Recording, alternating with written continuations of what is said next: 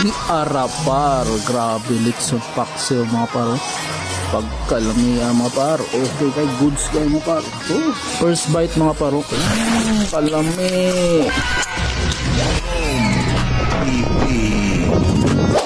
So yun nga mga par, before natin imukbang ang ating Litson Paxio, samahan nyo naman ako dito magluto mga par. Yan, ilagay lang natin yung mga accessories natin mga par, yung pangpawala ng amoy mga par, pagpabango sa ating Litson Paxio. So na gano'n lang tayo, gisa lang dyan, tapos naka-prepare na yung ano natin dyan, buong Litson Paxio, nakahiwa na yun dyan lahat. Lagay na sa sirula natin dyan. Medyo madami siya mga par, kayo isang litson tapos kalahati lang nakuha.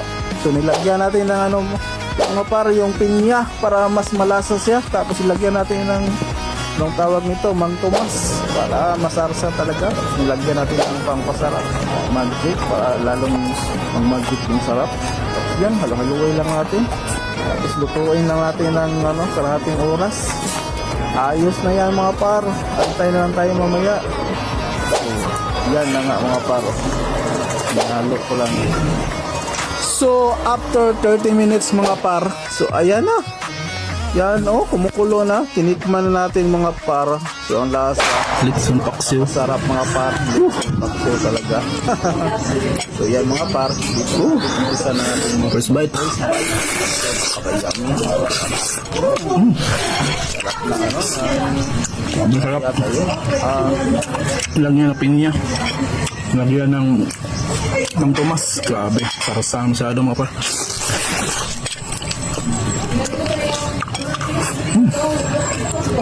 Grabe.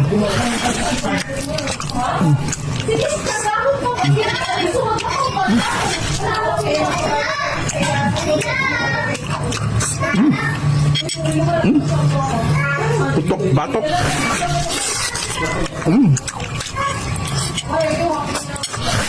Grabe.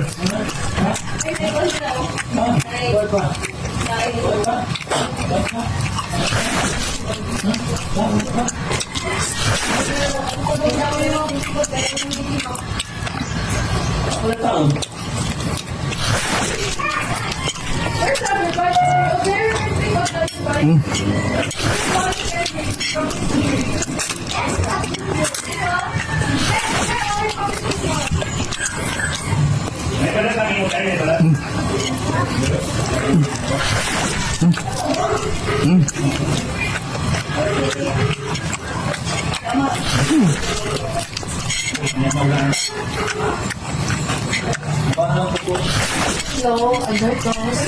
Hello. Hello. Sa other girls siya.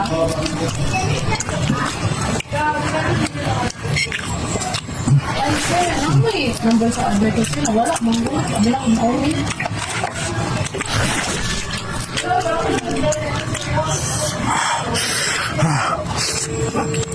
Spicy Paxio ba?